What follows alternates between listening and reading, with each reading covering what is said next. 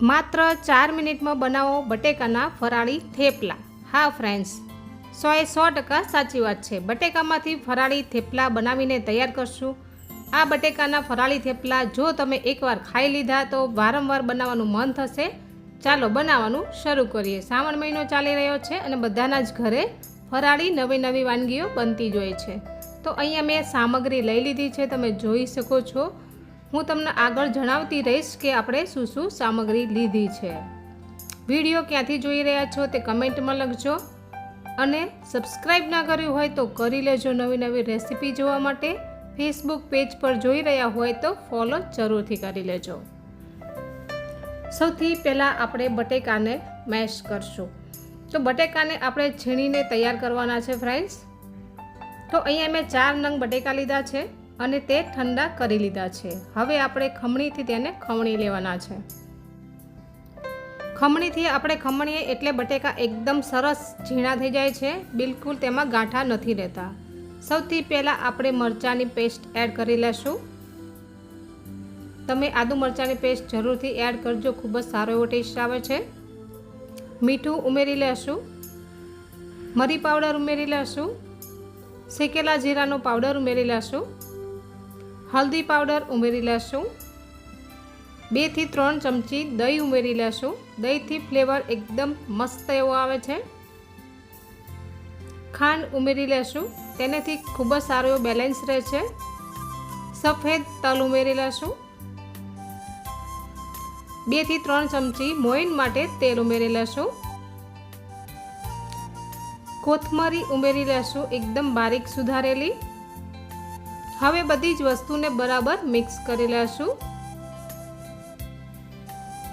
તમે જોઈ શકો છો કે બધી વસ્તુ બરાબર મિક્સ થઈ ગઈ છે। હવે અહીંયા રાજગરાનો લોટ લીધો છે તે ઉમેરી લેશું। થોડો થોડો આપણે ઉમેરતા રહેવાનું છે અને મિક્સ કરતું રહેવાનું છે। એકદમ સરસ એવો ડો તૈયાર થાય ત્યાં સુધી આપણે આ રીતે થોડો થોડો રાજગરાનો લોટ ઉમેરતું રહેવાનું છે। તો આ રીતે આપણે લોટ તૈયાર કરી લીધો છે બટેકાની સાથે।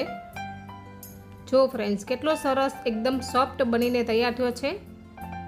1 ચમચી જેટલું આપણે તેલ ઉમેરી લેશું, ફરીથી આપણે મસળી લેશું જેથી લોટ આપણો એકદમ કૂણો માખણ જેવો થઈ જશે।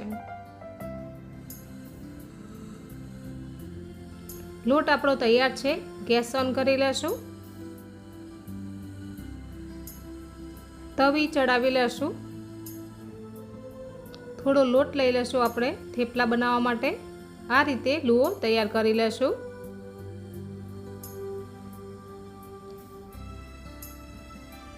હવે આપણે થેપલાને વણી લેશું। તો કોરો લોટ આપણે થોડો સ્પ્રેડ કરવાનો છે રાજગરાનો।